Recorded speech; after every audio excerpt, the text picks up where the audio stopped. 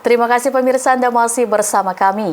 Dokter spesialis penyakit dalam Rumah Sakit Umum atau RSU As-Sakinah Medika Sukodono Sidoarjo, Jawa Timur, Ahmad Harisul Ibad, mengingatkan kepada masyarakat agar mengkonsumsi daging kurban secara ideal dan tidak berlebihan. Hal ini untuk mengantisipasi terjadinya penyakit kronis seperti darah tinggi, kencing manis, dan kolesterol.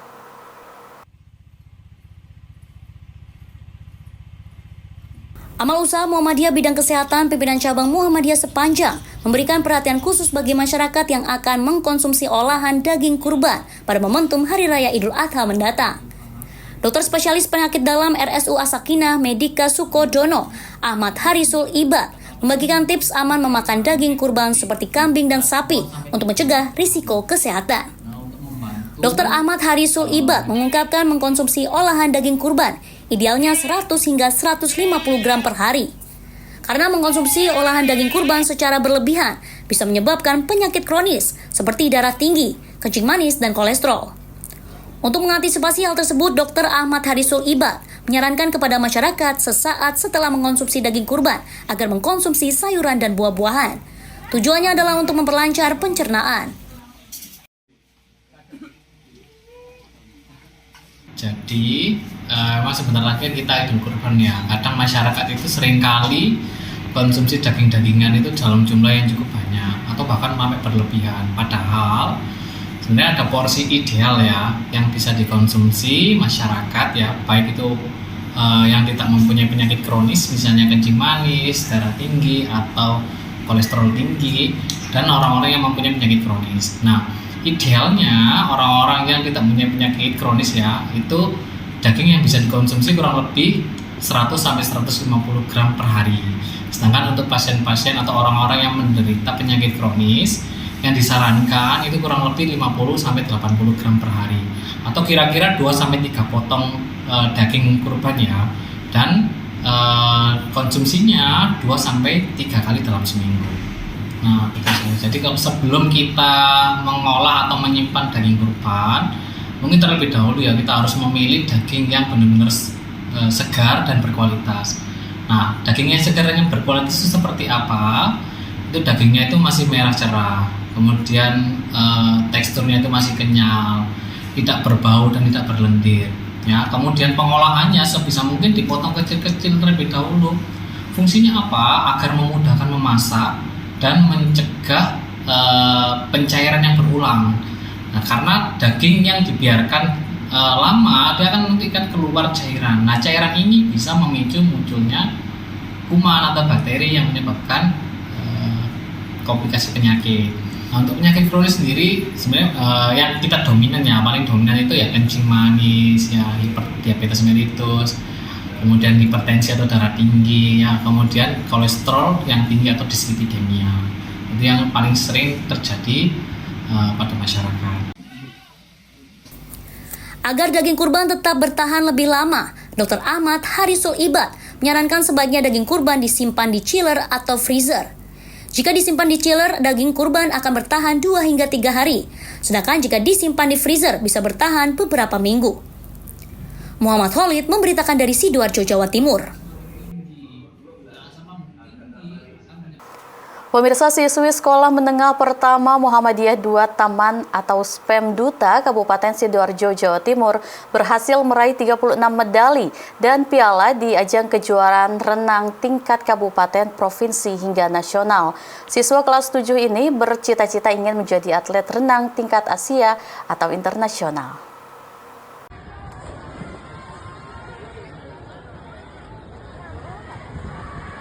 Zahra Inas Fauza, anak pasangan dari Edi Susanto dan Novia Ruktiningrum, merupakan siswi kelas 7 SPEM Duta Sidoarjo, Jawa Timur. Ia berhasil meraih prestasi gemilang di bidang olahraga renang.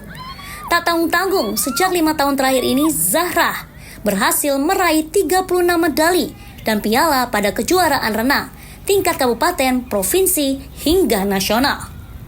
Total medali yang berhasil diraih Zahra Inas dari berbagai event olahraga renang sebanyak 15 medali emas, 14 medali perak, dan 8 medali perunggu. Inas mengaku mulai menyukai olahraga renang sejak duduk di sekolah dasar. Ia memiliki spesialis gaya kupu-kupu dan gaya bebas. Belum lama ini Inas berhasil meraih juara 2 di ajang Suramadu Cup antara sekolah dan perguruan tinggi se-Indonesia sejauh 50 meter dan mampu menyisihkan 1.000 peserta. Atlet yang tergabung dalam Diamond Aquatic Club itu bercita-cita ingin mengukir prestasi di tingkat Asia atau internasional. Pada saat itu COVID-19 itu karena tidak ada kegiatan di rumah.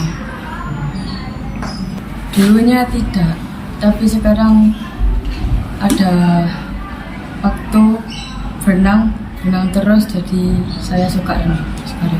Ada Popda Jatim dan ada lomba keras. Alhamdulillah saya sudah meraih medali emas di Madiun 2024 dan ada juara 3 di Popda Jatim. Alhamdulillah total medali saya ada 36 medali. Itu lomba renang di Suramadu itu bagaimana ceritanya, Kak? Itu mewakili sekolah. Alhamdulillah saya menjadi perwakilan dari sekolah untuk lomba di Suramadu dan saya mendapatkan juara 2 dari 1.000 peserta.